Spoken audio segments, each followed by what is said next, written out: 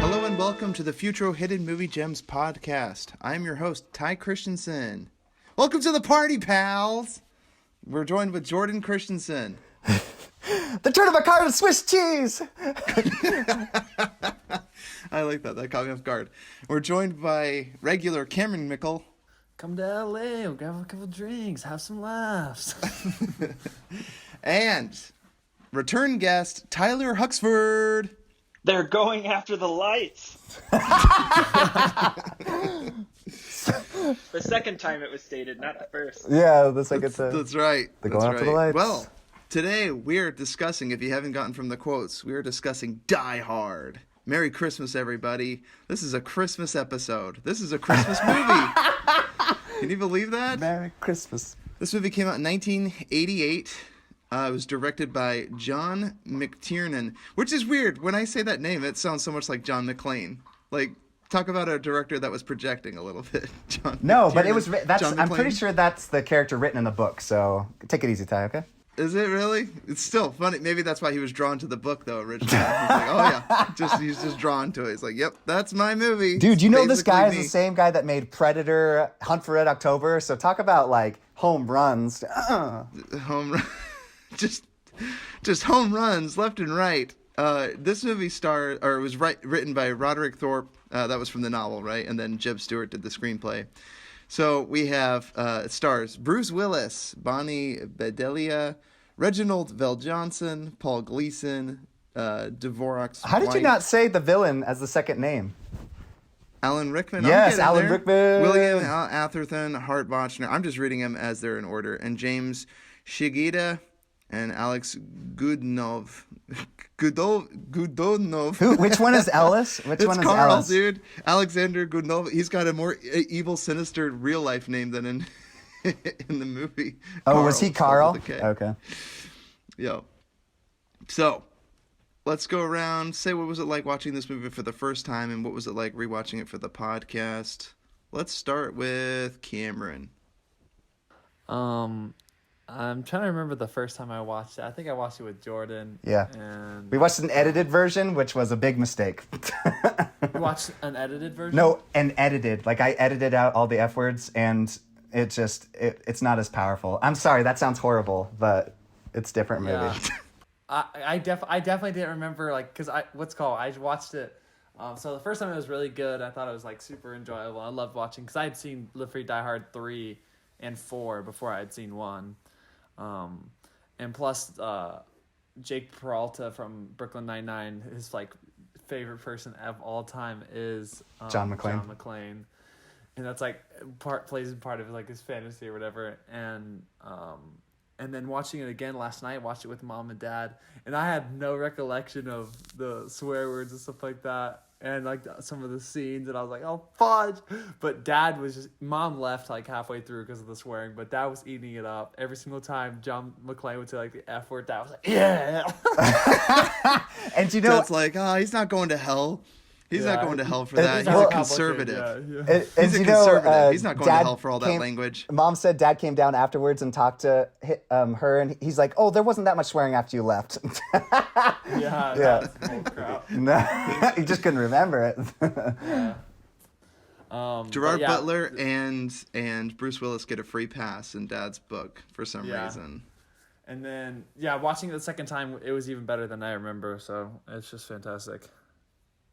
Yeah, I remember you not loving it as much the first time because you were saying like the third film was better and stuff, and I'm just like, no. Yeah, and then because the first time I watched it, I gave it about 8 out of 10, and then watching it again, it's a 9 out of 10. It's fantastic. It's an A film. It's a masterpiece. For sure. All right, Tyler, how about you? What was it like watching this movie for the first time and rewatching it for this podcast?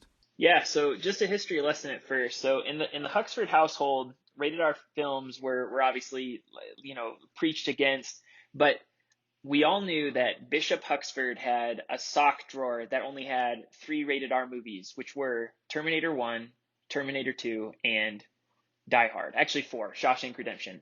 And so I remember, and I had never actually watched Die Hard with my dad, but I figured if my father is making an exception to a household rule and keeping these 4 movies, then this must be a pretty exceptional movie. So I had pretty high expectations for that movie when I ended up seeing it. I didn't see it until later in life, probably when I was 20, 23, 24. So I think the first time I saw it was probably with Jordan, in fact. Yes, California.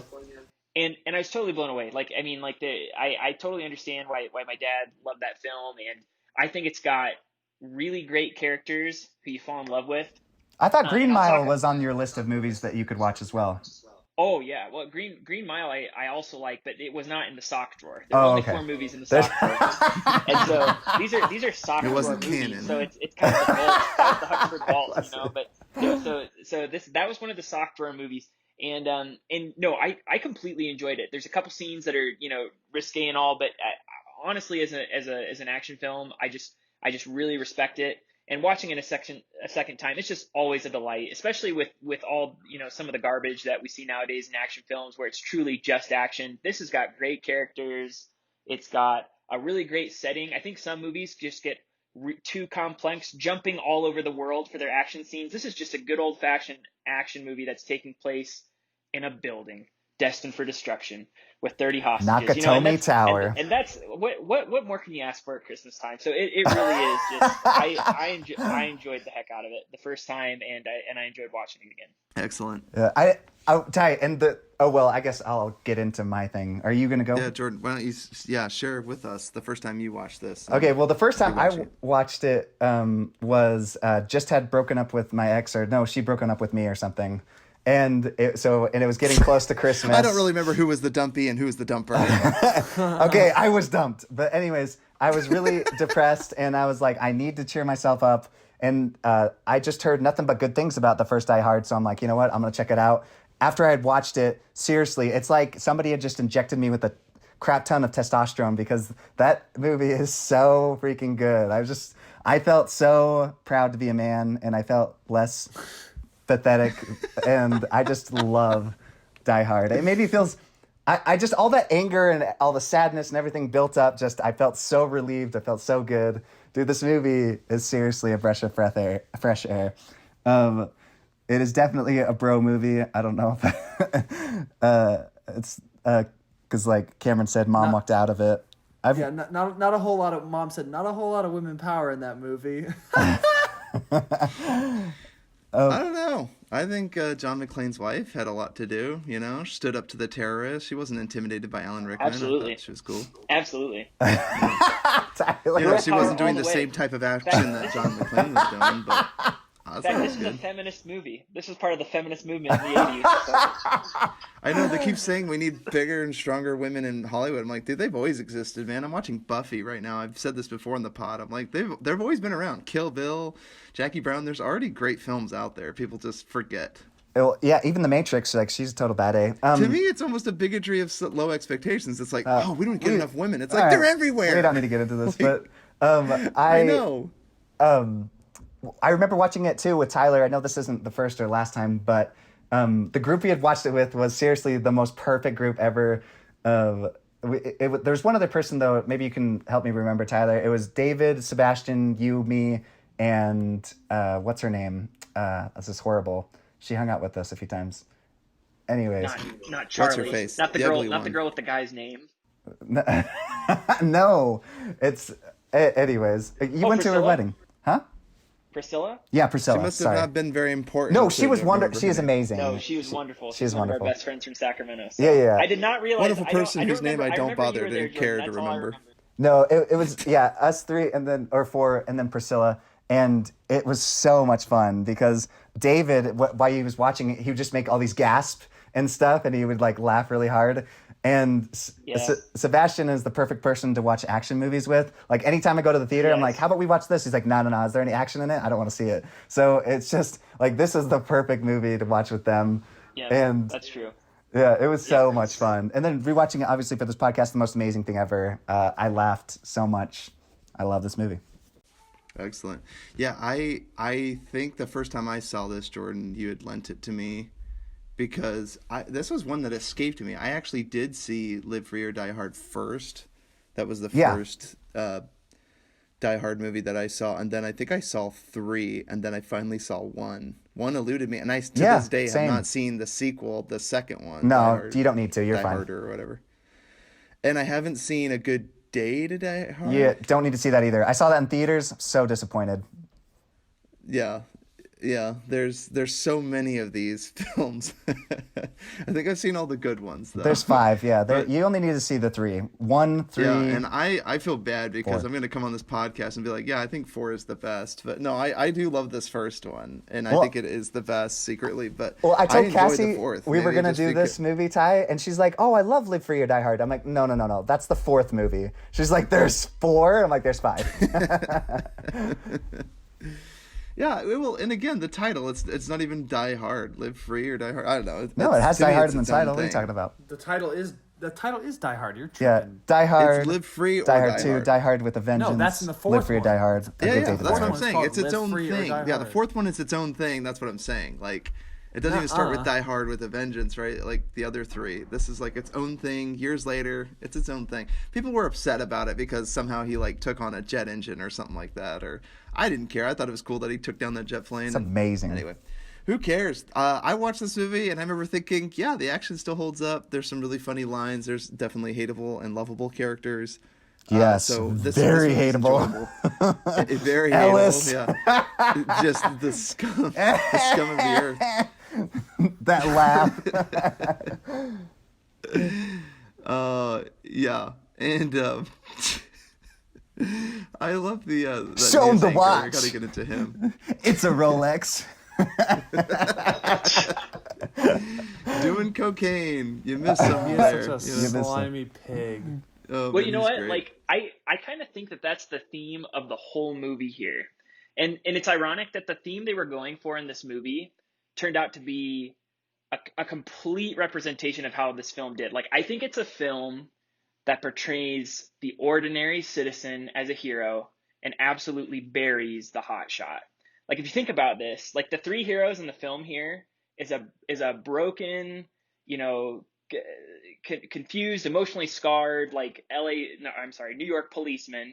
And then you've got the LA policeman who's having his own internal battles, like can't even, accidentally shot a kid, so he's going through something. And then a limo driver. Those turn out to be our 3 heroes. They are. In all seriousness. And then you've got, and in the meantime, they're making the guys like the FBI, the chief of police, the sleazy, salesman, fancy salesman like Ellis, and even the bad guys, like The news very reporter, too. Yeah, can't forget exactly. their trusted name in news. Exactly. Yep.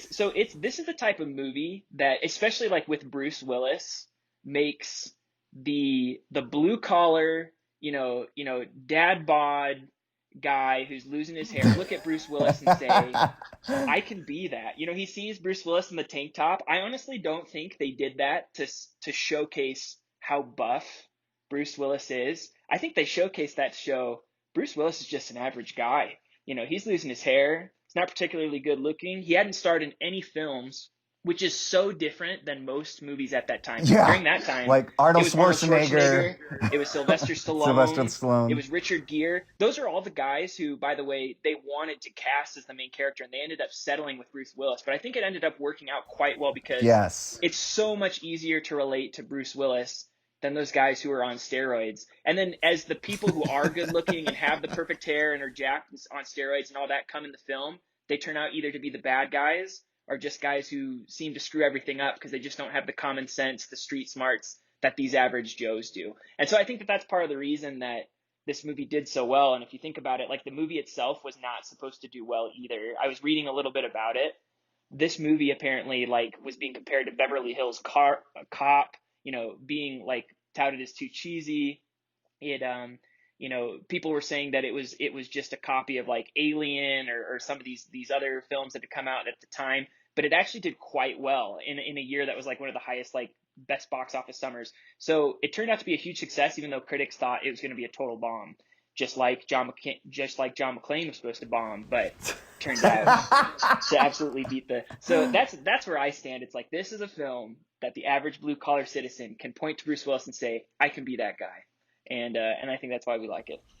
Oh, Great. yes. And on rewatch, there's even more to enjoy from it because it does benefit from rewatching because I was surprised at how little I remembered of this movie. Like, I remember big building explosions and a couple of key gunfights, but each one of them I was like, oh, how does he get out of this one? Or, oh, I forgot that Alan Rickman and Bruce Willis have this whole exchange, like, somewhere in, like, the 30-minute mark.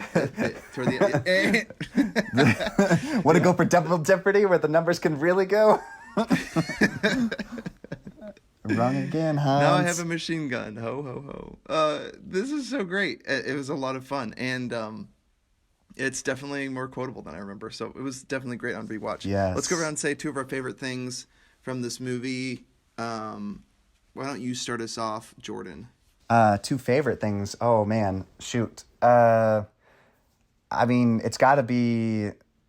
everybody's a character. I feel like I'm watching a Coen Brothers movie because every single person, like even down to the guy at the gas station where the cop's there buying some stuff and he's like, it's for my wife. And he's like, uh-huh. And he's like, she's pregnant? Sure.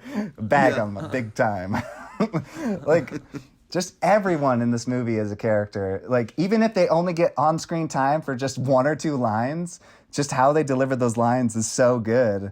Like, I even love the desk clerk who's like, it's like, cute toy. And then he's like, yeah, it'll even help you find your zipper if you need to take a leak. And it's like, I don't know. Like, I guess that goes into the second thing, which are the lines, which I cannot wait to start quoting this movie because every line in this movie is literally gold. Like, I can't think of a single moment that you can single out because they're all amazing. Everything. I love this movie. It's... I'm sorry. I'll only say two because I want to say more. But very good, very good. Tyler, let's get to you. Two of your favorite things. Two of my favorite things? I think the first thing that I love is the bromance they create between John and Al, the two police officers. You know, and they haven't met each other. They haven't even seen each other. But like Al, without John even saying so, just gets the idea that this guy's a badge. He's a police officer. He's smart. And even when like the chief of police comes in and says, hey, this guy could be one of them. Who are you talking to? He might be a terrorist. He could be a bartender for all we know. He could be a bartender for all we know. Yeah, it's just Al knows. It's like, nah, you know what? I get a good sense from this guy, and they're just building this bromance as things are taking place in this building. And then you see that scene at the end where they haven't even seen each other, right? But then at the end of the film, when all is well, and they see each other from across the commotion, they just know that's the person I was talking to via radio, you know. And I think that that's so cool because, how on earth are you supposed to recognize who you're talking to via walkie-talkie this whole time? But it's just it's great, you know. So I really like that bromance. And then the other thing that I like is sweet, passionate embrace. By the way, more than I felt. I felt that embrace more than I felt for the wife, honestly. Like that embrace they have is like more meaningful than him being reunited with his wife. Oh, absolutely. It was absolutely the best reunion of the whole film. Well, I mean, like the woman's changed her last name, which it turned out as part of the plot, a very important piece of the plot. It's yes. Which was very well thought through. It's a very well thought through movie. And then the other thing that I like is, again, kind of the theme I'm going off of. I like seeing how the ordinary people in the film seem to be succeeding, and how when they bring in the head honchos, the FBI, the chief of police, when they bring in their super, when the terrorists are bringing in their super buff Germans, into fight, those guys fail, and the ordinary guys seem to win with their street smarts and their common sense, as opposed to their good looks and their reputation and their egos. And so that's satisfying too. Just watching those two FBI agents jump into the film and just just totally failing, the enemy's totally anticipating their every move, and watching guys like John McClane in his bare feet, just busting down the house. So that's very satisfying to me. I think those are my two favorite parts. Excellent. Cameron, how about you? I mean, similar to what Jordan and Tyler said, they mentioned a lot of good things, but I think two things that they didn't mention that I really loved was one, just I felt like the humor was just really on point. Yes. Like, they always hit me with humor that, like, at the moment that I'm least expecting it. Like, right when that FBI plane just gets blown up and you're like, oh, snap. And then one of the cops is like, looks like they're gonna need some new FBI agents. And And I was just like, what? Yeah, I'm like, it makes me. I'm like laughing in a moment right after like some of the good guys just died, but like there's just many moments like that I was just like, oh, this like the humor is on point. And same with what Jordan already quoted. I think Ty quoted with the wrong Hans, and just like, all of his interactions with Hans, he just like doesn't give a crap and stuff like that. And his just interaction with him is so funny. And then he's like, glass. He's like, oh, who gives a about glass? Just everything that John says is just super funny, and his interaction with the cop or whatever. And I mean, I caught myself even laughing at the end when the wife punches that news reporter right in the face.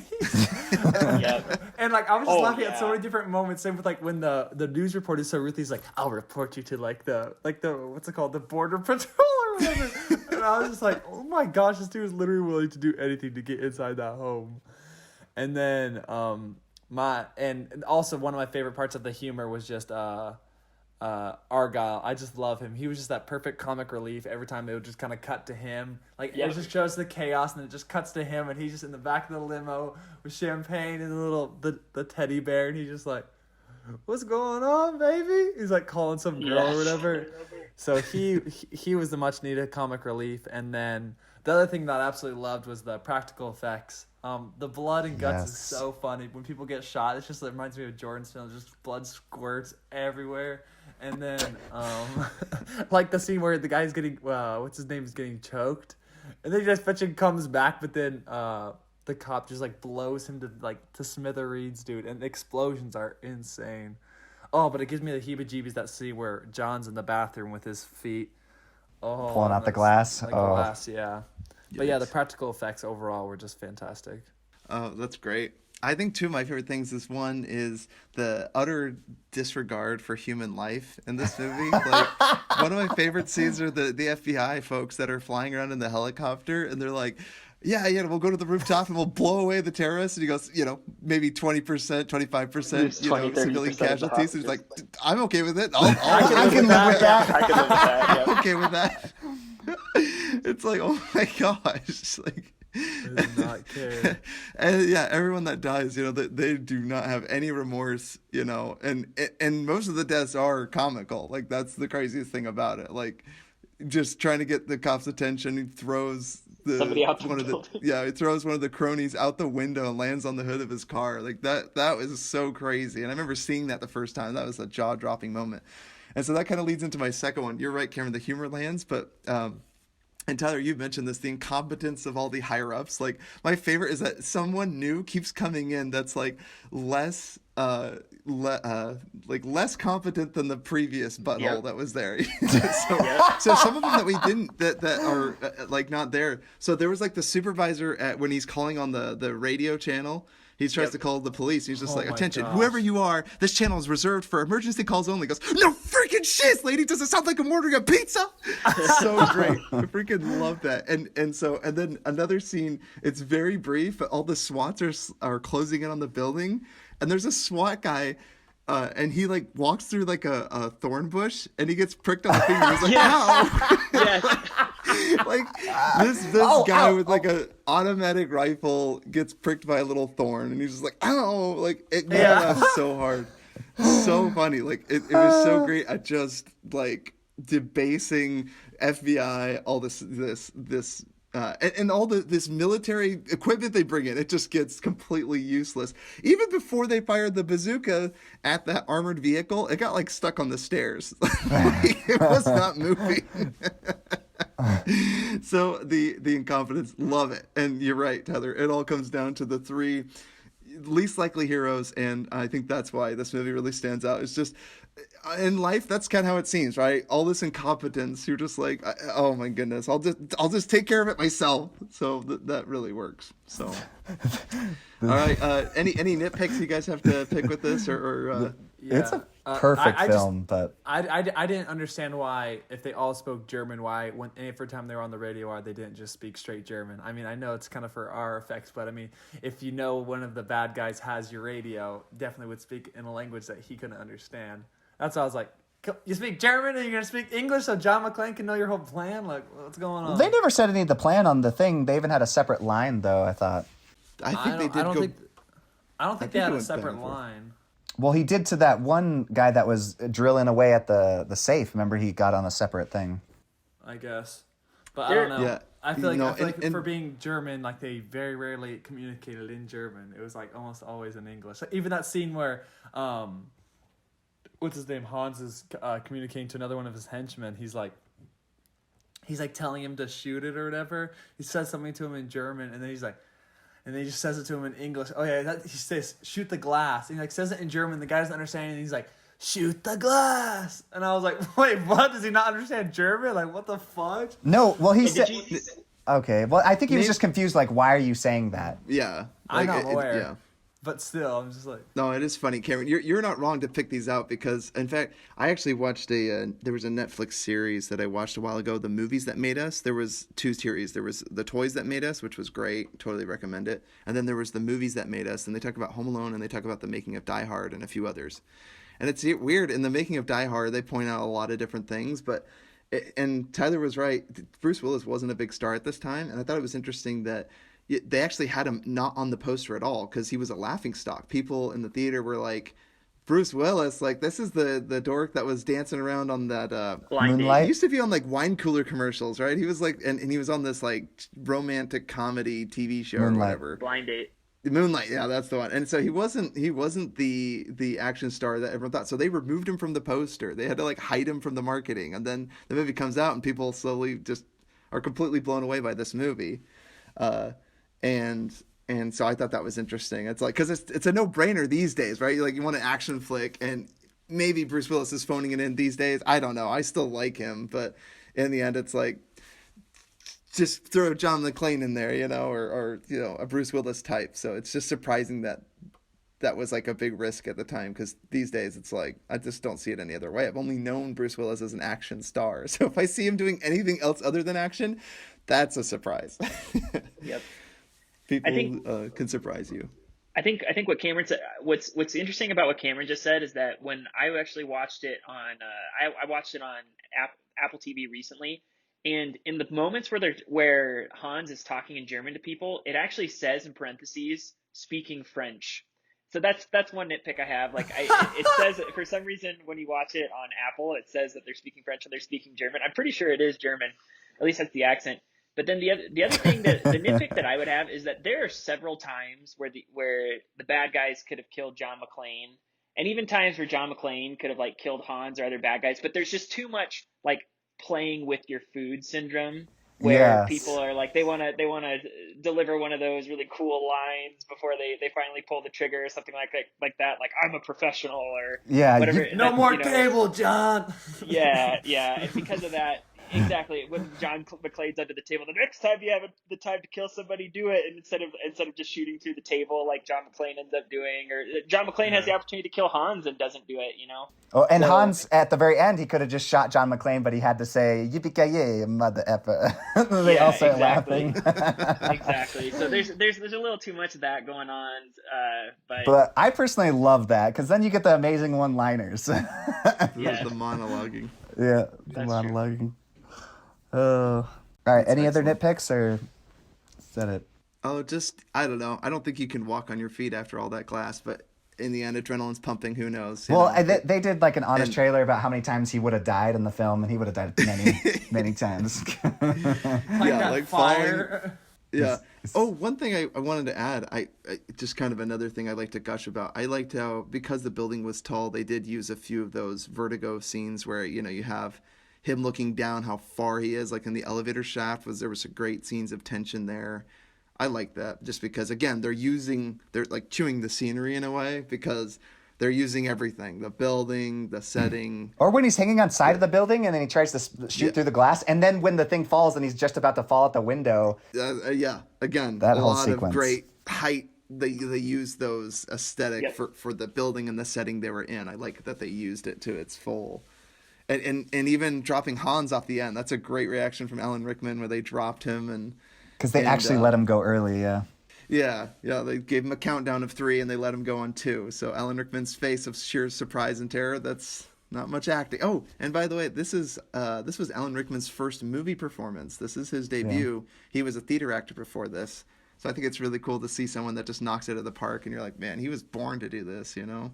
That's another reason why this is a cool movie, is that it's a lot of even the guy who plays the guy who plays Al and then goes on to be a police officer in Family Matters. I mean, it was his first film too, and that's why he became a police officer in Family Matters. It was a lot of people we recognize as stars now, you know, Severus Snape and, you know, John McClane in every Die Hard movie, plus everything else Bruce Willis has done, and Al becoming the father of Family Matters. It was a lot of these guys' very first movie. I don't know that this movie had really any big stars to get it going, which is what movies like to do, right? Is they like to, that's what movies were doing in the 80s. It went completely against the grain. It wasn't a Sylvester Stallone, Arnold Schwarzenegger, Richard Gere movie. And so that's but a lot of these guys ended up being a star as a result of the movie, which means that it was a pretty good movie.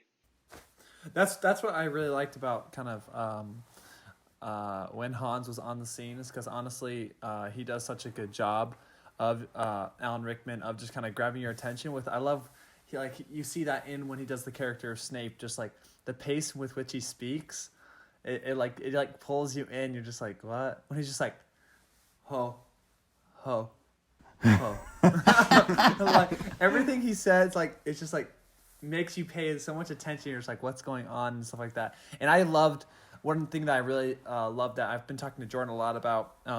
Kind of with some gripes with Marvel, is I love when films like take the risk of making an A villain, because it's very risky, because it's very hit or miss with a villain if you try to make him an A villain, because he's either A or C, or what a lot of Marvel films do is they just go for the B villain, just like, oh, like he wants to destroy the world, and you're like, okay, yeah, it's easy to hate him, but he's not very diverse. And that's what I love about Alan Rickman, is he does a really good job at portraying someone who's a very intelligent villain, who he's not just like some basic criminal who's like, I'm trying to destroy the world or whatever. And I love how you understand his motives. And that scene that he has with what's his name, with Ellis, oh my gosh, that is so funny. He's like, you picked that up all by yourself? He's like, you're very quick and deductive. And then Ellis is just eating it up. He actually thinks that he's genuinely complimenting him. I'm like, you don't realize that he's literally just using you as a pawn. But kind of like what Ty mentioned, they had no, it reminded me of Game of Thrones. It's just that's what I liked about it, is the deaths were not very a lot of them were anticlimactic. You would just boom, and you're like, oh snap! Obviously there'd be one-liners before him or whatever, but they killed him just how you would normally, I guess, kill people in that situation. You're not gonna make a big scene about it. You're just okay, boom, see you later. Are we talking about Die Hard? Yes. Yeah. Well, I'm confused, because that one guy that he started punching the crap out of him and then says, I'm gonna kill you, I'm gonna cook you, and then I'm gonna eat you, and then he hangs him and then throws him around the room. So I don't know, he kind of kicked the crap out of that guy. No, but I'm talking about every single hostage, just boom, and then every single other one of the henchmen he just killed, just not even messing around. Well, there was plenty of scenes like that when all of a sudden the guy he's like, what do you think, I'm stupid, Hans? And all of a sudden the elevator dings, and then he's like, you were saying, and all of a sudden the guys bust in, he shoots and just blows that first guy away in 2 seconds. So I see what you're saying, yeah. They do a really good job of setting the stage for these characters, and they do it so quick.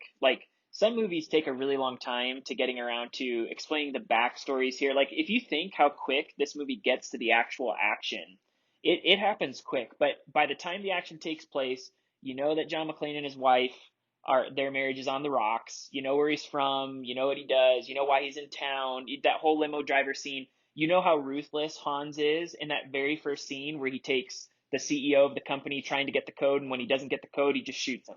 And so right away, you know, okay, these are people that you don't mess with. They won't hesitate to kill anyone. They just killed the CEO of the company, the only person who is likely to have the code at all, which means he could kill anybody else in that room. Yes. I mean, it just they set the stage for every character in there so quickly so that we could get right to the action.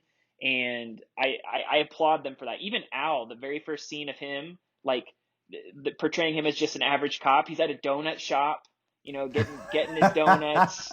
You know, he goes to the scene of the crime. He's, you know, where somebody called in. They suspect it might be a prank call, but intuition tells him, hey, I better check this out. Oh, no, but it wasn't donuts, though. It was Twinkies. Yeah, because he said, I thought you guys only eat donuts.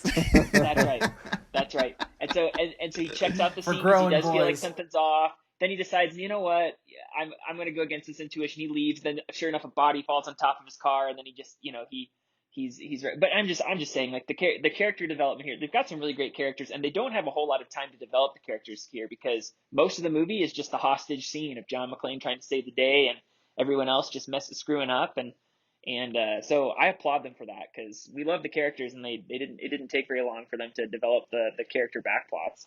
Well, and he is the reluctant hero. There's so many times he's like, oh, finally they're taking over. And of course they keep screwing up and he's like, oh, I got to intervene again. Yeah. And then when he takes that That's C4 true. and he's like trying to figure out what to do with it, he's just like, F it. He starts shoving him in. I love that scene. Oh my gosh. It's so funny. That is good. Yeah, he always wants someone else to take over. I like that. That's probably what grounds a lot more realism in this already crazy film. It's just he's reluctant every step of the way. He's like, I'm barely surviving by the skin of my teeth. I'm injured. I'm bleeding all over the place. My blood is all over this building. Somebody take the wheel. Yeah, somebody take the reins. Dude, yeah, man, I'm props to his stunt man, dude. That man had like run into so many walls, hung from so many buildings. When he's in the vent jumping and he misses that first vent, that looked painful. Oh man. Yeah, very painful. Now I know what does he say? Now I know what a Now TV dinner feels like. Bruce Willis doesn't do his own stunts. Not all of them. You can actually see his stunt double if you look closely. You can see the guy like when he's hanging on the back of that guy's neck, and he's like when he kills Carl's brother, the first guy. I think it's the first guy he kills. Yeah, and he's throwing him around the room and smashing his head into the wall. If you look closely, you can see his stunt man. Darn. Well. You thought he was doing all his own stunts? I don't know any actors that do their own stunts, except actually Jackie Chan, Full-blown right? Tom Cruise. Jackie Chan and Tom Cruise. And Tom Cruise. He even has a Matt stand-in. Damon and Like he doesn't do them and all. Born Identity and all his car chase scenes and the crashes. I mean. So they like to do their own, but not all of them. Like everybody's got a stunt man. Hey, do you know Brie Larson does her own stunts? You know. Who's Oh, Brie Larson? brother. No, she doesn't. Does she even do You anything guys see that? herself? No, she's from Captain Marvel or whatever. I know. No, but it was great. In an interview, they were like, "Hey, what was his name? Liam Hemsworth was making fun of her. He's like, yeah, you can be like he's like, we all do our own stunts or whatever. But he was making fun of the fact that he goes, we don't do like any of our stunts. Brie Larson's like, I do my stunts, and he's like, yeah, whatever. And she's like, kind of like a regular Tom Cruise. She's like, no, like Brie Larson. Oh my gosh. Let's bring it, Brie Larson and Tom Cruise. Let's get them in a fight together to the death. All That is five a show I would Tom watch. Cruise. Let's watch Hollywood actors just fight it out. Put my money on Tom Cruise. All right, next section, Ty. All right, let's go to quotes. What are some of the favorite quotes from this movie? Holy, We gotta do one a piece. We can just go around the circle because otherwise I don't want everybody Jordan stealing online. Oh, I'm sorry, Cameron. yeah, Cameron, hit us off first, man. What are some of your quotes? There when Ellis is talking to what's his name, Hans. He's like, hey babe, I negotiate or he's talking to I think Tom or what's his name's wife, and he's like Mrs. McClane. He's like, hey babe, I negotiate $1 million deals for breakfast. I think I can handle this Euro trash. I wrote that one down too. I love that quote.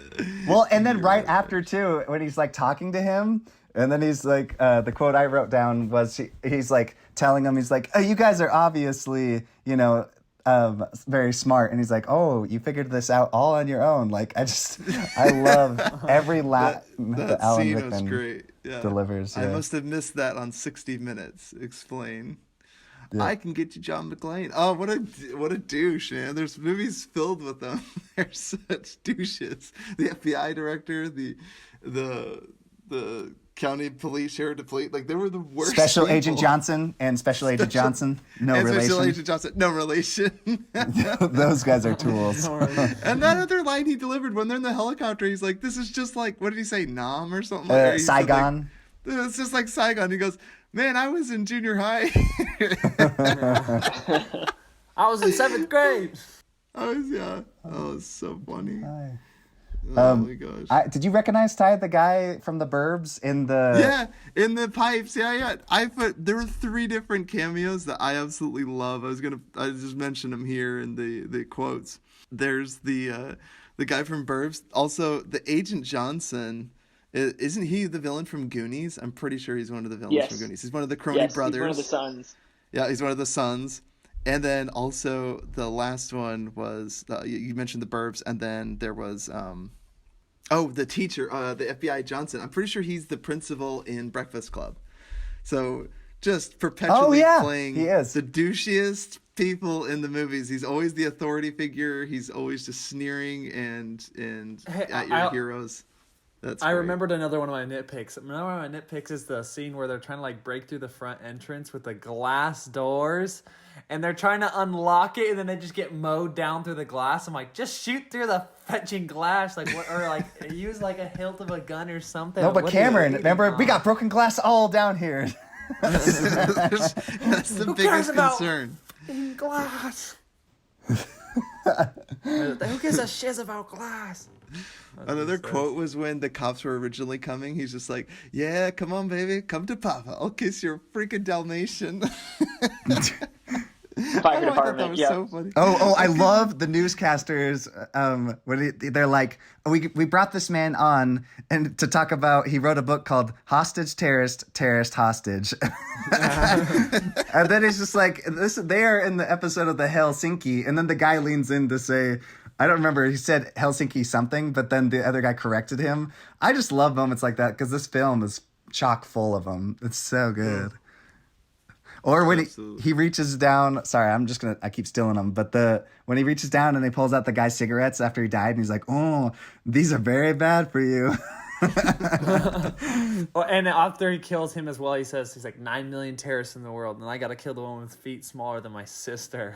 Yep. Yeah. I wrote that one down too. That was a good one. I like the obviously I like the quotes that we all started with. I feel like this movie has probably made more T-shirts with one-liners than just about any film from the 80s. There's obviously lines like "I'll be back," and that's what 80s movies used to do. They used to have like great action quotes.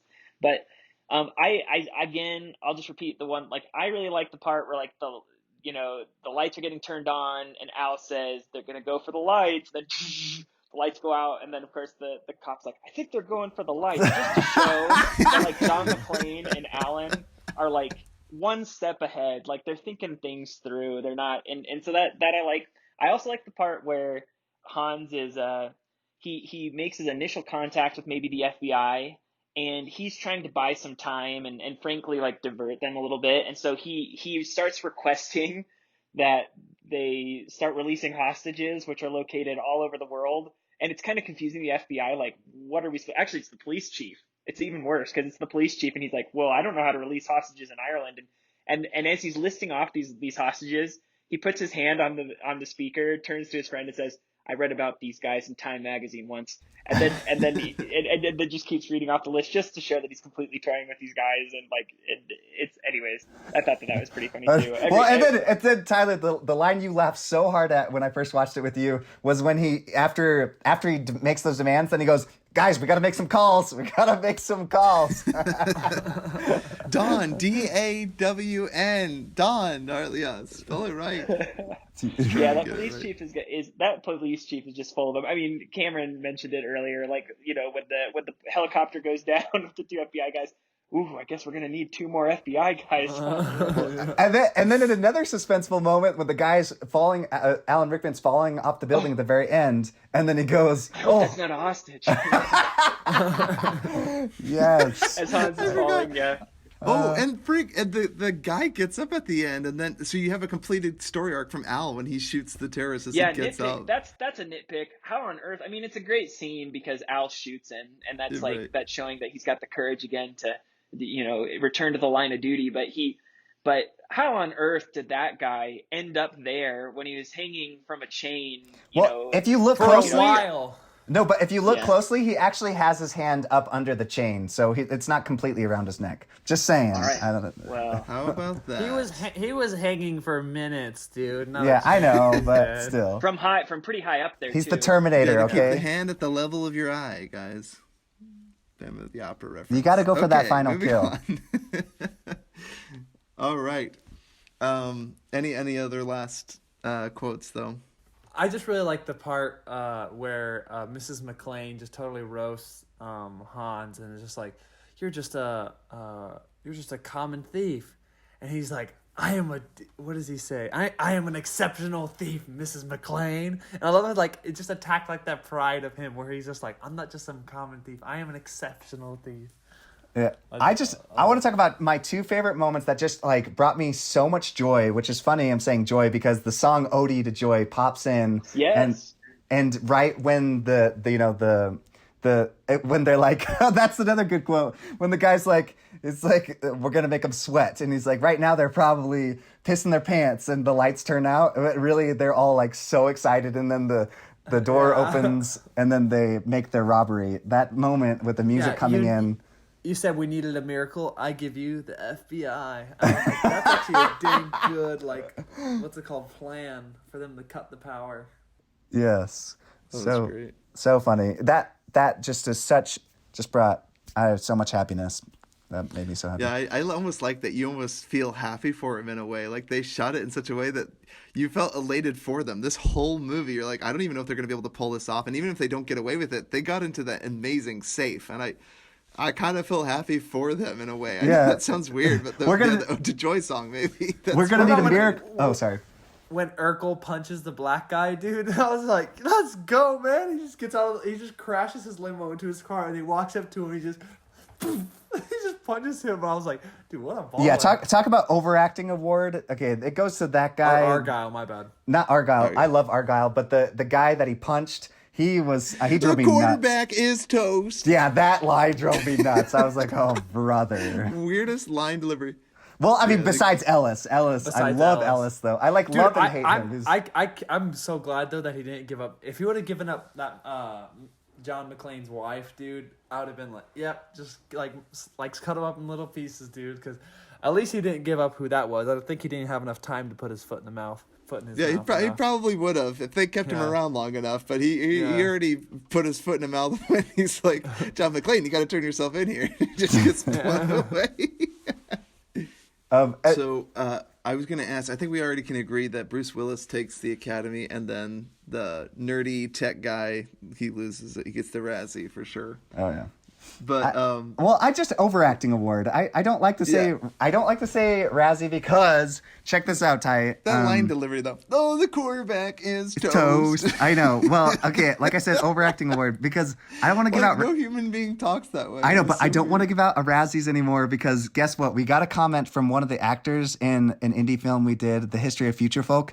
I mean, perhaps it was just a bot, but he says all he had to say because if he listened to it, he probably was pretty upset that we didn't say anything nice about him. But it was Niles, Ty, the main guy from The History of Future Folk, and he just said nice graphics. Probably because we gave him the Razzie, Ty.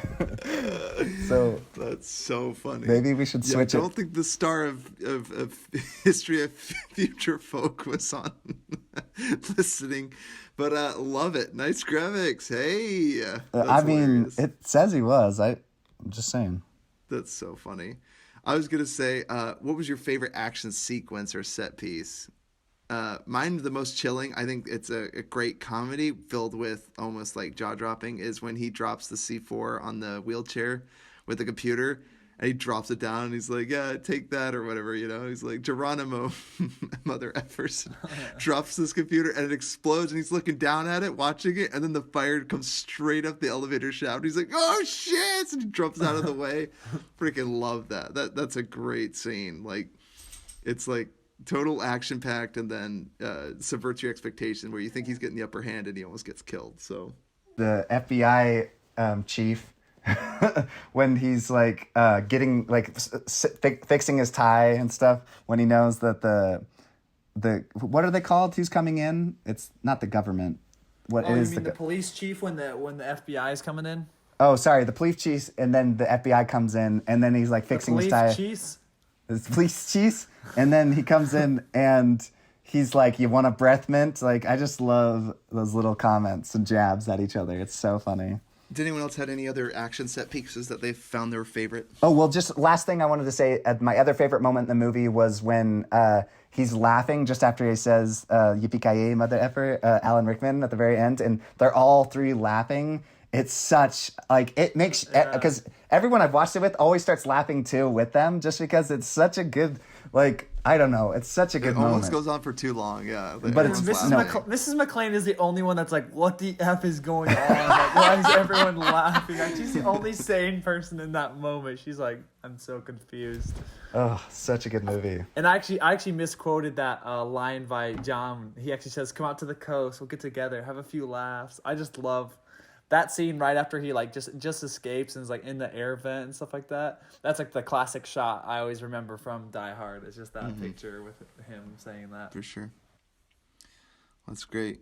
Well, any other action set pieces that you guys wanted to mention? I mean, obviously the jump at the end off of the rooftop, tied to a fire hose that's such a great set piece. And then having to shoot his way back into the building kind of reminded me of the Ghost Protocol Tom Cruise movie where he climbs down that building. Oh, when he hits his head. Yeah, jumping back in. Oh, that's so insane. Yeah, and then also like having to throw his feet out and kick into the glass. That was a great. And so I love that. Like right on the side of a building, getting back into you're literally on a sheer drop, and he literally kicks it in, and then nearly gets pulled out once more. But that's a great action set piece, I think. All right. Any last final minute thoughts you guys wanted to add? Just so you know, Ty, it is an actual comment from the guy. Just saying. Okay, so I'm sorry. Pause the podcast. We have an actual comment from the star of Futro, A History of Future Folk, or something like that? Yeah. I'm looking at his thing. It's legit. Anyways. So I'm just saying, be nicer to our actors, Ty. You're like we'll always get Brie Larson and Tom Cruise on here No, next I don't care episode. about Brie Tune in Larson. next You week. can say whatever you want about her. She's not going to listen to us. Why not? She loves listening to No, she doesn't care about a bunch of white boys. If we were three chicks, she would listen to us. But Oh, yeah. All right. Would you guys recommend this movie? 100%. Yes. This is a great movie. This is so fun. Mom was this entire morning was saying she was trying to quote the yippee-ki-yay, and she was like yippee-ki-yay, and we're like, Yeah, okay. It came out one time as yip I'm gay, and we were like, what the fudge? Yip I'm Yep, gay. I'm gay. Yep, I'm gay. Mother ever. yes, this movie's amazing. It's a masterpiece. I love Leave Free or Die Hard, but goodness gracious, if this one isn't perfect It's the in every best way. one. It's the best one. It's good. Mom and Dad don't agree with me, but I think it's the best one. Oh yeah, Dad loves Live Free Die Hard. Yeah. Well, that one's amazing. It's just because Bruce Willis in that one looks even more like Dad, and so Dad feels Yeah, like it's yeah. He's more. like, I couldn't connect him. He had too much hair in this one. Yeah, I know he had the little clumpy chest hair, dude. That was hilarious. I love it. All right. Do we have any final thoughts? Right. No. But we're gonna go around, say some movies that we've seen lately and movies that we're looking forward to seeing. The Mandalorian season finale. No spoilers, please, for season 2 anyway. You haven't seen it yet, Ty? I haven't seen any of the episodes. Now they're all available. And you haven't been spoiled. No, I haven't had them spoiled. At work, somebody spoiled it. Like, can you believe this? And I'm like, no. Oh, The great. season finale is crazy. Grogu. All right, Cameron, why don't you share with us what you've watched? Yeah, why don't you share with us what you've watched lately and what you're looking forward to seeing? Okay. Yeah, go through that mile-long list. Holy crap. Yeah, I've watched a pretty good amount of films recently. I just recently watched the new Grinch. It's actually very well done. Has fantastic voice actors. They got Benedict Cumberbatch. They have Ann Perkins from The Office. I'm trying to remember her name. I think it's Rashida Jones, if I'm remembering correctly. And they got Pharrell Williams. They just have a really great cast, and the story is fantastic. And they kind of show why the Grinch is the way that he is, which I really liked. I also recently watched The Guest, which, holy cow, that movie's pretty freaking insane. Remind me, which one's The Guest? It's the guy who's like... Was that Dan Stevens? The guy from Downton Abbey? From Downton Abbey? Yeah. Yeah. Yeah, I don't know. I have mixed feelings about that movie. I love that It's, movie. it's in my opinion, it's like the perfect B film. It's a Perfect seven B out of movie. 10. That's fair. Yeah. It's just very entertaining. There's a lot of really cheesy moments, like the moment where he walks out of the shower and he's like, "Oh, I gotta go change." I was laughing so hard. I was like, "What is this bullcrap, dude?" There was a lot of cheesy moments like that, but dude, there's something super satisfying about watching a dude beat up bullies. I don't know, I just love it. It's like my fantasy, dude, just beating the crap out of bullies. I like the part where he smashes that dude's head on the picture frame, and then also like I love when he smashes the pole stick on the kid's head. And he's like, ah, ah! He's like screaming so like over the top. And then I watched Juno. Wasn't a big fan. I don't know. I don't like pregnancy and like all those pregnant bellies. It gives me the heebie-jeebies. I get uncomfortable. So that entire movie just made me uncomfortable. I skipped through the second half too. So I like Jordan's like, I can't believe like the guy was hooking up with like the girl or whatever, and I was like, I figured that was happening, but I didn't even see it because I was like skipping through the entire way. That wife was psycho, dude. Holy fudge. Then I rewatched Inception. Holy sweet mother of mercy, that movie is a masterpiece. It scares me how every single Christopher Nolan film that I watch, every single time I rewatch them, they get even better. There's just so much attention to detail. It's just I do want to say, just again on this podcast, Tenet is ahead of its time. People will, they were crapping all over it for not being like character story. Oh, Ty. No, they're wrong. What J.D. Washington does with his character is remarkable, and there's a lot more to talk about that. I watched another video essay on it, basically how people were crapping that he doesn't have a lot of character. The idea that he literally dies in the beginning of the film and he has to erase his identity. He has to remain guarded and closed off, but he gets close to Kat and her character and her blight against Andre Sator. Freaking hey, dude. Anyway, I can't believe people missed it. And I'm like, go watch the movie again. You know, this is an amazing film and it will stand the test of time. You heard it here first, folks. It's a classic, but people were divided on it. I was talking to Jordan about it. It's kind of funny because I was talking about how the two worst rated films I have of Christopher Nolan is Insomnia and Batman Begins, and they're both 8 out of 10s. When that's the two worst films you've made as a director. Dark Knight Rises, really? You like Batman Begins less than Dark Knight Rises? Yeah, I don't know. That's what I said. I said the exact same thing, Ty. I asked him that. That's surprising. Mine would go 2, 1, 3 rather than. Yeah, mine is 2, 3, 1. Just because 2, 3, 1. I don't know, the ending in one was just kind of unsatisfactory. I just love how like unsatisfactory by the idea that he never kills anyone. He doesn't learn to do what is necessary. No, he's talking about. I've decided not to kill you, but I don't have to save you either. And flies out of the subway, fetching amazing. He's talking about when Liam Neeson dies. Yeah, no, like, not the way that Liam Neeson died. It's just the cliche, the fact that Liam Neeson's like, I'm going to drive this train downtown and blow it up. I don't know. I just felt like for such a dope bad guy of Ra's al Ghul, like, I just kind of was unsatisfied with that plot of him being, like, wanting to destroy the entire city. Everything was super dope up until that point. I could have seen if Scarecrow wanted to do that, but the leader of the League of Shadows doesn't want to just destroy it because we have to regain who burnt Rome. Shut up. I don't like that. Was just a little too cheesy for me. I loved that, dude. Like, they're a league that like literally caused all these disasters in the past. I thought that was dope. I know, but I like the what's it called? I don't know. Controlled chaos. Really, yeah. They burn it to the ground, and then from the ashes, a new Gotham will be reborn. But yeah, when it gets corrupt again, we destroy it. More of the story. We digress extremely because but every Christopher Nolan film is essentially a masterpiece. Okay, if you want to talk about a villain going out like a bee, I mean, Bane literally gets shot by Catwoman off of that. That is no, yeah. That's a travesty. Okay, like they get shot. I genuinely feel like the reason they didn't have another fight scene is just because how fetching long that movie is. Holy shit, it's such a long movie. I feel like if you would add another Bane Batman fight scene, everyone would be like, Avatar. And then I will say though, I do like Tom Hardy, and I think his performance was great. He was very captivating. I mean, like, how do you follow someone like Heath Ledger? And he did a great job. Now Ty's nervous that he's gonna, comment on our thing. What did you say about me? Tom Hardy to come on here. Yeah, you son of a bitch. Yeah, no. Or maybe be like, oh, you're a son of a. Yeah, you can understand him. Well, the one thing that I do love is that in Inception that I was talking to Jordan is I'm like, there's no way on earth you could get that same cast together today with Joseph Gordon-Levitt, Leonardo DiCaprio, what's his name? We just literally talked about him, Bane. Tom Hardy. Like, I'm just like, that cast is just so, and it was super funny because I watched Juno and Inception the same day. So seeing Elliot Page in such different roles, going from like the most annoying teenager of all time to literally just like one of the smartest people in like the world. I just thought it was really funny seeing like kind of her diversity as an actor. She's a great actress. She's just like very good.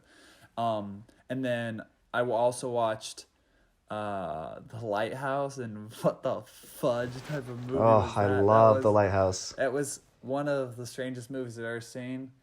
Do you have any more respect for Robert Pattinson? I don't know. After seeing that movie.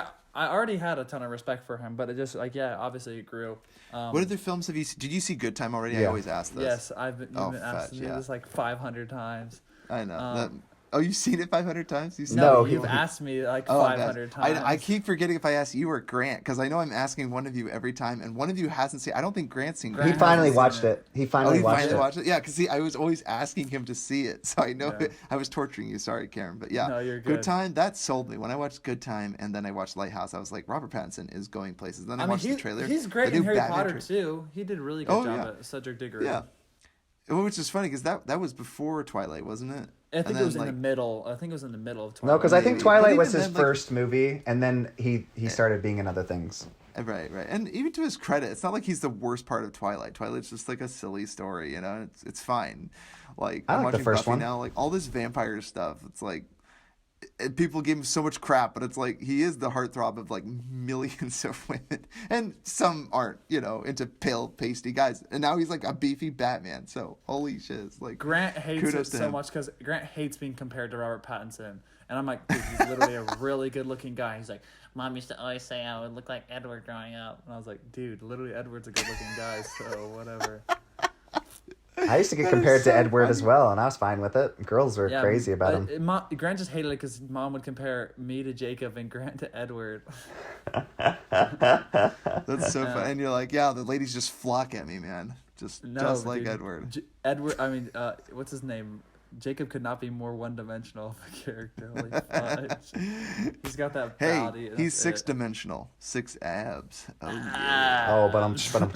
Yeah. Let me just stop the bleeding with my t-shirt here. That was so funny. I laughed out loud. I thought that was so funny. I don't know. I haven't seen him. But she gets a head injury riding his bike, and he rips off his shirt and like he presses his sweaty shirt to her head like to stop the bleeding. And I'm like, that's probably gonna get infected. But yeah, in The Lighthouse, William Dafoe and Robert Pattinson is fantastic. Really well written, really well directed. I gave it a 8 out of 10. I don't understand it completely. It's definitely a movie I'd have to rewatch. What? You didn't understand Lighthouse when you watched it the first time? Definitely a movie I have to rewatch. What are you, stupid? The mermaid and everything. I was like, what the F am I watching? And then like the sequences I forgot. the sequences where and he's like, I was like, what the F am I watching, Jordan? I'm in the airport too, so I'm like, hopefully I'm over here. Tiny, gorgeous little figurine. Yeah, why? Oh my god. Oh, that's so funny. So You're probably like covering your screen, like making sure nobody's watching. I was like angling there are against some movies the screen. I not was worth like, watching, not worthwhile on airplanes. Yeah, and so, Yeah, that's not one you want to watch, especially if you see a pretty girl looking over at you and you're like watching that. She's like, oh, what a creeper. Yeah, I love that. I showed Grant the scene of when he kills the freaking seagull. That is the most insane thing I ever seen. And I'm just like, oh my gosh. That was when Dude, he had me was sold because it was messed up. super slow and I was kind of like, what the freak is going on? I'm super confused. But it reminded me a lot of Shutter Island. Really well directed film. I just need to watch it Cameron, again. now you've masterpiece. seen Lighthouse Be able and to you gave it an understand 8 out of 10. You need to see The Shining. I'm telling you, this movie is literally The Shining on a lighthouse. Watch The Shining. It's the hotel. No, Cameron's wanted to watch it, but every time we get together, Grant's like, I don't want to watch it. It's old. It's too old. Oh no! Oh gosh. Okay, we'll watch that at Christmas then. That is a Christmas movie right there. No, it's not. It's more Christmas than Die Hard. Merry Christmas, yippee ki yay, happy trails. Happy trails, Hans. Happy trails, Hans. Okay, and then I also watched Manchester by the Sea, which was recommended by Justin. Shout out to him. And holy crap, that is one depressing film, but that is a masterpiece. It's amazingly well done. Casey Affleck's performance is ridiculous. It's just, I was very captivated by his performance. He just does a great job of just kind of portraying just like the hardship that he's going through. And I love. Did you add Gone Baby Gone to your list yet? What? Have you added Gone Baby Gone to your list yet, Cameron? You need to watch it. It's on my watch list. Okay, good. That was a good movie. Yeah, it's a really good one. It's Manchester by the Sea. It's definitely like, I loved how the ending was not optimistic or like super happy. It wasn't pessimistic, but it was just like real. It kind of like showed like his life could get better, but it's not going to get any easier, which I really loved because it kind of showed that like he's doing the best with what he's given. So I just kind of like loved the message of like making the best out of it because it was like a really tough situation. And like there was one scene that I was almost about to cry. I was like, holy shit, this is amazing. Cameron's like, film. I actually have feelings. What is this emotion I am feeling? With that cadence. And then on my watch What is this, list, tier? just 3 movies I'm kind of on the lookout for is I, Tonya, Sicario, and then Yes.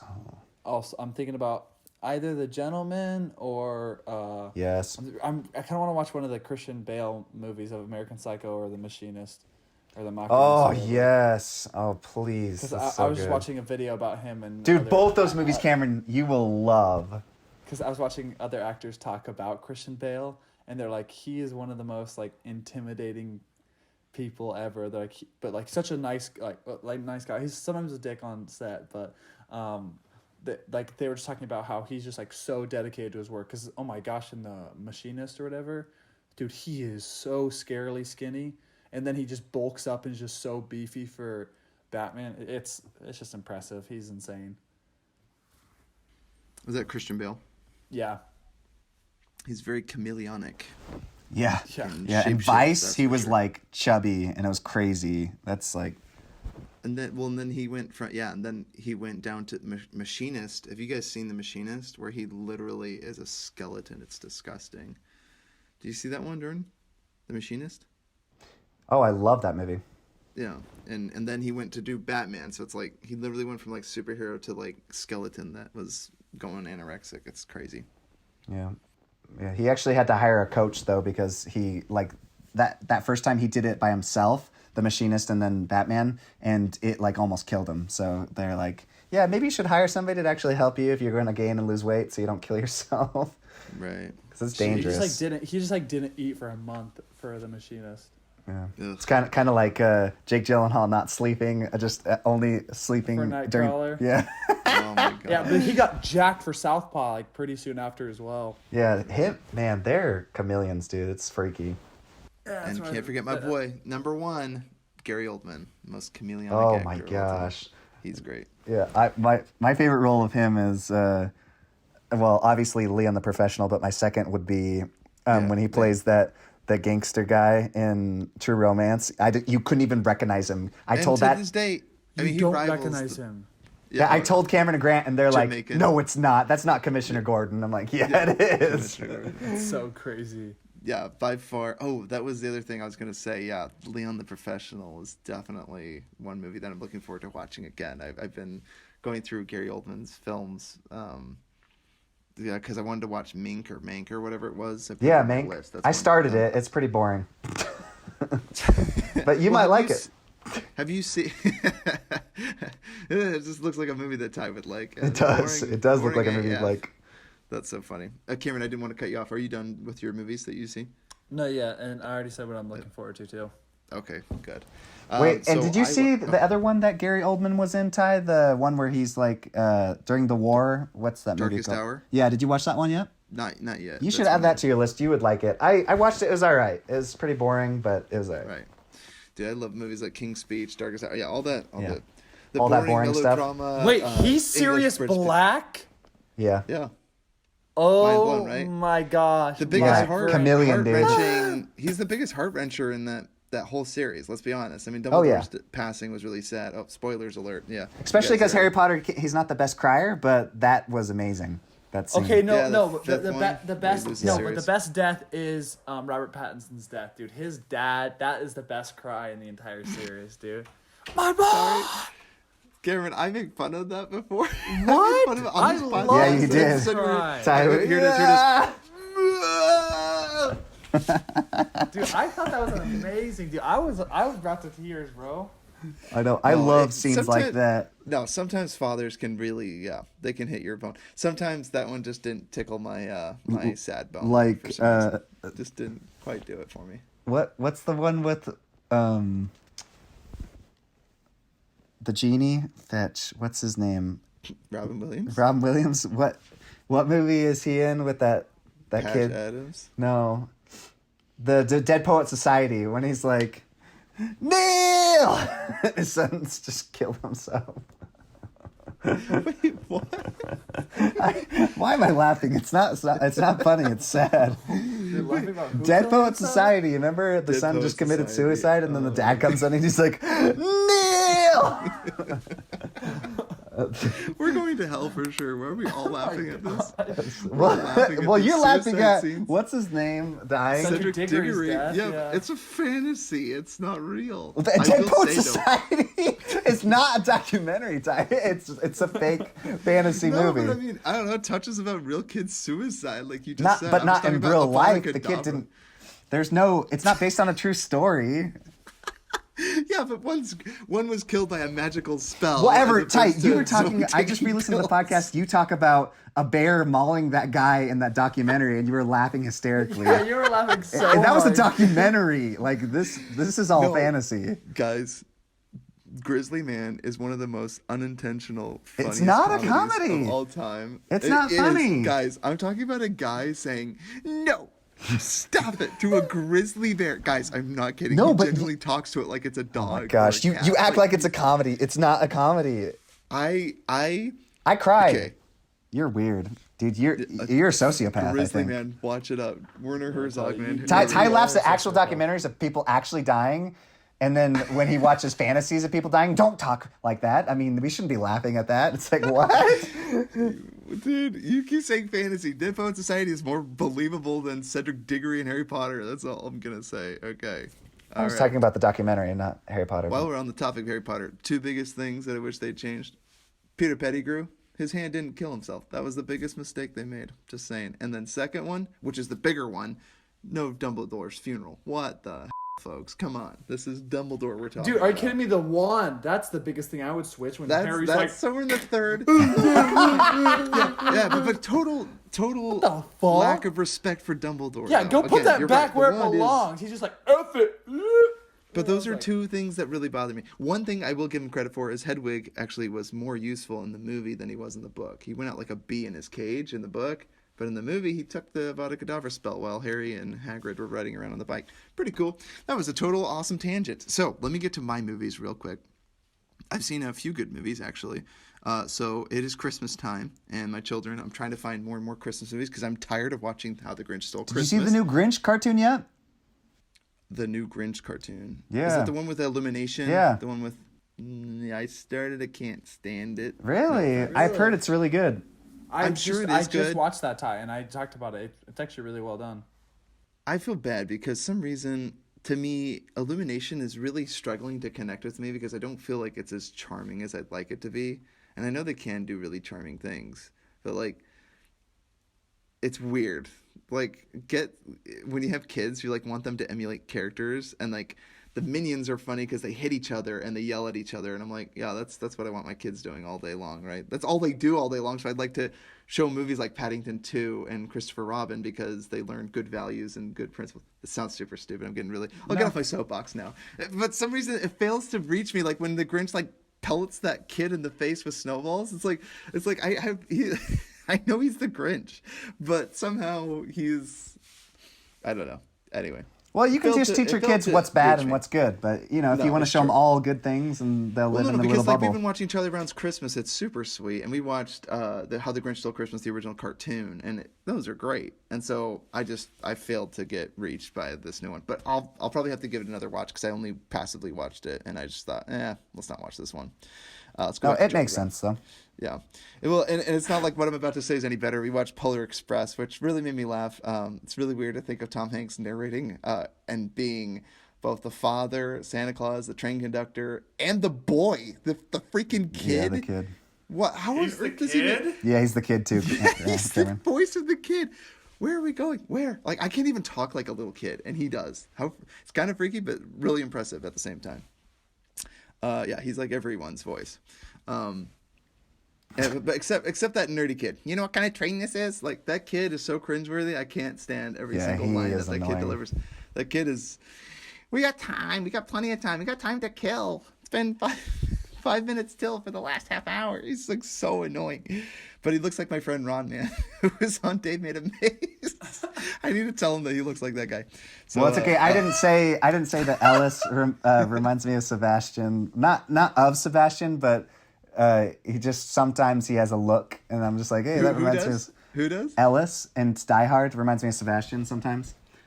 not his character, because Sebastian's amazing, but That's so funny. Snorting cocaine, yeah. From drugs and sugar and drugs. yeah. His drug habits remind me most of him. No, and then I watched an amazing movie, Frank Capra's "It's a Wonderful Life." This movie is, I'm gonna have to revisit it. It's definitely in the top 15 movies of all time for me. Definitely But, the best Christmas movie of all time. It's by far the best holiday Christmas movie of all time. But yeah, that is such a powerful movie. I just put "It's a Wonderful Life." It's a wonderful movie. it's a beautiful. I watched two other movies. So one of them was A Vigilante. This one was starring Olivia Wilde, also directed by Olivia Wilde. This movie was so good, you guys. I highly recommend this one. It's on Amazon Prime right now. It's called A Vigilante, starring Olivia Wilde, and this movie blew me away. So darn good. You want a slow revenge flick? This is the one. And just like it's called, Vigilante. Watch I Saw the Devil. Oh, I've seen that. I've already seen that. Cameron, trust me. If you, I was joking. I was saying you said you want to watch a slow what's called revenge film. And I was saying, yeah. I Saw the Devil. I watched the. Did Jordan make you watch that and you found it too boring, Cameron? No, he's saying that it's not. It's the opposite of what you just said. Oh yeah, a slow revenge. Yeah, He's being it's ironic. Pretty fast paced. Yeah, exactly. I was gonna say, I was like, I remember there being pretty intense chases, but I couldn't tell. My sarcasm meter is broken right now. But I definitely recommend that film, you guys, Vigilante, and Olivia Wilde just tears down the house. I'm like, wow. Like I don't think I've ever seen her in anything where I was like, wow, Olivia Wilde. I want to see what else she's in. Like this movie. Good on her. What else is Olivia Wilde in? She's in House, MD. Yeah, she's in Is she House. The nurse that like hits on House. Not that No, one. she's Not the that one. nurse that's like a lesbian and stuff. Wait, are you sure, Jordan? Pretty sure she's not one of the main characters, unless she appears. I only watched a few seasons, but she's not that main nurse. She's not the main. No, she's not the main nurse. The main nurse leaves to do Once Upon a Or the main Time. doctor. Yeah, the one in Once Upon a Time. Yeah, Yeah, okay. no, So, this- so she is in House. Then Yeah, I she didn't know. joins way later. Oh, okay. See, yeah, I didn't get through all of House. So, but she's also I don't know if it makes any difference. She's married to Jason Sudeikis, or was Yeah, married he's to pretty Jason funny. Sudeikis. And He's a funny Horrible guy. Bosses. Yeah, but crazy enough, I think they're separated now. Not surprised. I can't keep track of all my Hollywood divorces here. Relationships. Yeah, there's too many. They're married for 1 second, and then they're not. So, but yeah. Hey, but Kurt Look it Russell up. is still married to the girl from Overboard, so Goldie Hawn, or whatever her name is. But didn't they get divorced and then they got back together? No, they never got married. They're just together. And on People magazine it says we made it work, and I'm like, okay. So they're not together then. No. Well, they're just not married, but they're still together. We're not married, but we're together. They've What been does that together even mean? forever. I just like them. They're a cute couple. Yeah, Kurt Russell, man, he's the man. All right. And then I watched. So yeah, I definitely recommend it. You guys watch A Vigilante. Okay, Check I've it had that on my bucket list, but the Yeah. reviews were kind of split. So Oh, okay. So again, that's what blew me away, and that's actually kind of what drew me to it. I was like, 94 from critics and like 48 from audience. Yeah. Jordan, the audience has got it wrong on this. But one, that's I'm how you telling came across cooties too. So you got to be careful. Oh, no, but the critics didn't like Cooties, but Yeah, the they did. audiences loved it. No, opposite, Ty. Trust me. Look Trust it me. up. Okay, that's it. We're going to have to Oh put my this gosh. podcast on hold just to look it up. Anyway, I also watched another movie. Pull up the rating. Someone else for me. Cameron, you look it up. I got it. Pull that up, Cameron. I watched another really funny indie horror film. It's called The Selling. It kind of reminds me of a film like Taika Waititi would do. It's just like a guy that buys a haunted house. Sorry, he has and to you try to like sell it. you don't like Uncut Gems? You're with the audience in that one, you bum. Well, what? I love Uncut Gems. What are you Oh, I talking thought about? you said one of the podcasts you said that you made fun of it. So I don't know. You go back and forth. I think Cameron didn't like it. No, he said he was well, yeah, underwhelmed. but I didn't like it. That's fine. I said it stressed me out, and I'm like, I don't love to be completely stressed out every time I watch a film, but that movie definitely stressed me out. So I swear you bashed it, but maybe not. I I'm probably glad you're said back on hate the it. board. That's okay though. Yeah. I know. I'm back on board for the not the Good, Duffer because Brothers, I want but to do a would call double them the Duffer feature with Good Time and Uncut Gems. Those are masterpieces. That would be Safdie that'd be a great- Brothers, dude, they're going Safdie places. I Brothers, yeah. cannot I wait always for call their them next Safdie film. Brothers. Okay. Well, Cooties got 45 on Rotten Tomatoes and then a 5.7 on IMDb. No, but what was no, the critics audience and and the critics. audiences? Yeah. I tried to find the audience. The only thing I could find is the Google users. 83% liked it. No, Told you. No, no, Told no, no, you. no. Cooties, they tore it apart. And- They were like, they didn't do anything nuanced. Audience rating was average of a 3.3. I mean, I don't know what again, that means. I remember Rotten Tomatoes. 3.3 out of 5. So like a 6. Like 6. Cooties was fine. I mean, I like they don't know. just. I mean, like. did they do Fine. anything Now different? you're for child porn, Ty? I'm confused. What's going on? What? Cooties didn't have child porn. What are you talking about? Cuties, not cooties. I thought you were talking I about. thought you were talking about Cooties with Elijah Cooties, Wood. dude. No. I thought you were Yeah. talking about Cooties too. I thought you were talking Cooties. about as well. No, I thought you were talking about Cooties. Because oh Ty, my gosh. you were looking for films. You said where the audience was low and the critics were high. That's why I said cuties. I thought you were saying Cooties. I thought you were saying Elijah Wood and Cooties, Rainn too. Wilson. No. That's so funny. The child zombie movie, and then you were like, "Oh, now you're fine with child pornography." And I was like, "What the? Are you Yeah, talking you threw me for a loop on that one. I was like, what the like, fudge? Yeah, what the heck? Shouldn't Well, child I got dark pornography and quick. Cooties? Yeah, I was like, what is Rainn Wilson doing in this movie? This podcast supported by. No, that's not even funny. Okay, so Not funny. we're gonna end this podcast now. Oh, real quick, one thing I'm looking forward to. I watched the Batman trailer 4 more times today, 8 more times. I don't even know. Too Dude, many I times. had it on a loop, Ty, for an hour straight. It is the most amazing trailer I've ever seen in my life. It's one of the Is there a greatest new one? cut trailers. No, not a new trailer. It's still Just the that same first old one. but it's probably perfect one of the, song. It'll go down for me as one of the greatest cut trailers that tells a cohesive story that gets you so excited to see it. And then the No Time to Die looks kind of fun, but I got to be honest, I'm kind of worried for it. Yeah, me too. I'm just Me like, too. I mean, it's so over the top. And maybe it'll be fine. I don't know. You can't top Casino Royale and Skyfall. Those two were so well, unless great. they gave it was to just- Danny Boyle. Well, and again, the movies were so reserved. Like it was about the antagonist, and I like Rami Malek or whatever his name is. The Rami Malek, Sami Malek, Huh? or whatever his name is. He's the Mr. Robot. He's the villain with the mask and yeah. everything. He just looks a little cartoonish, a little Bondy. But I mean, that's fine. You know, you want a villain, go over the top. That's fine. Go for it. You know, swing for the fences. Well, I it just hope kind they of don't looks miss. from the colors and everything and the photo. It kind of looks like they're going more old school. So kind Yeah, of more and cheese. I'm totally for that. Speaking of old school, I saw another trailer for The King's Man, which is like the first Kingsman movie, and it's Oh, got yeah. Ralph Fiennes, and it looked pretty cool, like World War One style. The Kind of first two were okay. So yeah. Oh, I like the first one. The second one, I didn't even. I bother actually like seeing the second one better than the first. Oh, really? Maybe I Yeah. should see the second one. That's all right. Um, They're both not great. but they're right. Yeah, I'm just saying it was better than the first, but the first one wasn't that great either. So I really like the first one. I mean, like really like. I mean, I liked it for being like an action film. I It like the was great. scene where they're doing all those trials and tests. Like that was fun. Yeah, the whole universe. Yeah, Yeah, and then when that kid drowned, I was like, "Oh, this is tests. awesome!" And then after that, it just kind of Yeah. And then a few other ones that I was excited about, but I can share them next week. But everybody, write in your reviews. You never let me say what I watched. I get it. Oh, I'm sorry, Jordan. Ever. Did I skip you again? I'm Yeah. so sorry, dude. That's okay. Okay, well, we're ending the podcast now.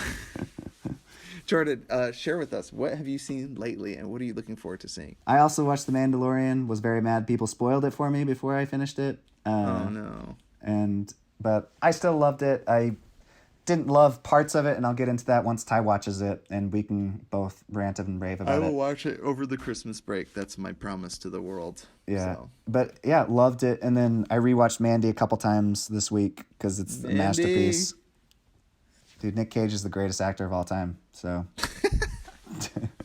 I'm serious, dude. I love him. Freaking- Not even close. Jesus, hippie weirdos. Yeah, and then I rewatched Heat, which I mean, it is in my top 10 because I'm so excited to do our top 10 because it's a masterpiece. I can't get over how much I love it. And I watched with my roommates and they loved it too. And I'm like, thank you. I was so nervous because Ty didn't like it. He said it was boring. And then Tyler thought it was boring because Tyler was on his phone the whole time too. I watched it on my TV. No, I should clarify. I watched the movie and it was too quiet. I'm losing my you hearing need it for sure. blasting. I need to understand everything because I was missing a lot of it. And I'm like, I'm fine without. And then I'm like, no, this is a deep movie. Yes. I need to go back and watch it. I know that for a fact. I just haven't gotten back to watching it. Watch it on the big screen, full volume. It was subtitles. Those because sometimes I miss gunfires. the lines. You miss a few of the lines, and you're like, "Oh no, what did he say?" I think I got the gist of it. I'm just going off of. I just have a hard time. And it's inspired all the best heist movies, like The Town, The Den of Thieves. Anyways, it'll be good. I definitely do need to see it for sure. What else you seen? no, that's about it. I can't remember at the moment. Looking forward to anything, Jordan? Maybe season 3 of Mandalorian. I don't even know what they're gonna do after that ending. I don't know if they're gonna do all these spin-off series. Take it easy. Take it easy. Not gonna Season tell 3 of you. The Boys next year. I know. I've got like all these shows that are gonna come out like way later. I think they're coming out hopefully soon with the 3rd season of Jack Ryan. I hope. I don't know when that's coming out. I still need to watch that. So good. Season so 2 was good. good. I like season 1 Oh, good point. best, though. Yeah, it's I not like as good. season 1. Don't But spoil yeah, anything. again, I'm hopeful. Like, I mean, season 2 was still enjoyable, but I was like, you Ty, want it to get much better. Have and you it watched was Narcos yet, slightly Ty? better. We need to do that on the pod. Narcos. Oh, that'd be fun. No, I haven't watched it. Yes, Cameron hasn't watched it either. We should do it on the pod. I'm serious. I would love to do it. Just season 1 and 2. There's only 2 seasons of, and Oh, not really? Narcos. There's only 2 seasons? Well, because it's based on a true story, so he told the true story. And then they made a new series. And they They made could it still into make- 8 they could- sequels. Well, at the very end, Ty, I was like, why would you end it like that? And I'm like, oh, it's true. But they should. Then they have another. What a crappy story. Oh, that's how it happened in real life. In history. George's reading a history book. Oh, what a stupid story. No, it was an amazing story. It was just a terrible ending, and I'm like, oh, that's because that's how it actually ended. But and then they have a side show now, a spin-off series, and it's called Narcos Mexico. So make sure you don't watch that version. Narcos, Mexico, Breaking Bad. Got it. Wait, no, just watch Narcos. Calling Breaking Bad, Narcos, Bad City. Mexico City. Anyways, Mexico. yeah, wrap this up. Guadalajara. Guadalajara. Awesome. Well, everybody, write in your emails, futromovies@gmail.com. Leave us a 5-star review. Screenshot yourself listening to the awesome podcast and enjoying our content. Post it up on your social media pages like Instagram and Facebook and say, I'm listening Check us to out these on Spotify. wacky brothers that review movies and talk about movies that I've never heard of before and now I'd like to see, hidden movie gems like Die Hard. No one's ever seen Die Hard, turns out. Or movies like Joker or Parasite, Best Picture winner. Hey, not we're as many people self-aware, have folks. seen Parasite Hey, as should. These are okay? our Not movie. Yeah, enough these are people. our movie gems. These are movie gems that we appreciate, and they're hidden because we hide them away and then we share them. Precious. Hey, maybe people Pearls will be before listening to this, swine. like you said, in some futuristic prison or something, millions of years from now. So Yeah, dude, they'll go back and be like, oh, these were all cult classic films that these crazy brothers liked. I So- guarantee you no one's ever seen The Platform. So hey, it was actually number 1 on IMDb for a while. So what? Yeah, Okay, I've yeah. never met a single human being though that's seen what's it called? Like half of our movies. Every single time I ever show anyone our podcast, they haven't seen like a third. Dude, I'm lucky if I get 3 films that they've seen. One thing I wish it was like bilingual in all these foreign films because it would be so much more fun to quote them. Because even if you have the subtitles, you can't deliver the exact cadence that the actor was Yeah. going with, you know? Obvio. That's the hardest thing. Oh, Yeah, except it's him, Ty. Yeah. Yeah. El Obvio. Cuchillo. El Maximum. Samurai Samurai Blues. Blues. Samurai Blues. Yeah. Yeah. Mi caracol. Yeah. Well, it's Snail. easier to quote Thai Spanish because we know Spanish, but you're talking true. about like Japanese or Bong something like that. Yeah. I saw the Korean, Devil. It's like, yeah. I can't quote Death it, Note. and even when I One Death Punch Man. Note. That's it. No, but those are dubbed in English, and you can quote. And I took a potato chip and eat it. I think we've quoted Death Note once each episode so far. Dude, Well, okay, so Tyler woke me up from a nap today, and I didn't know what to say. I felt like Light at that moment when, he's in his head and he's like freaking out, and I was like, I'm gonna drive down and kill you, but I was like all calm. Because I was so mad, dude. I'm so mean and cranky when I'm tired. No, man. I'm not me. I'm not me when I'm cranky and tired. Well, everybody, thanks for tuning into this amazing podcast. We love you, listeners. Have a Merry Christmas. And if I offended you with this, go suck an egg. Happy days. But really, we Happy love holidays. you. Bye. But really, Merry fans, Christmas. happy trails, fans. Happy trails, Hans. Peace and blessings, y'all. Oh, gosh dang it. Jeez, I'm getting shut up. My car's getting shut up like Swiss cheese. Later. Bye.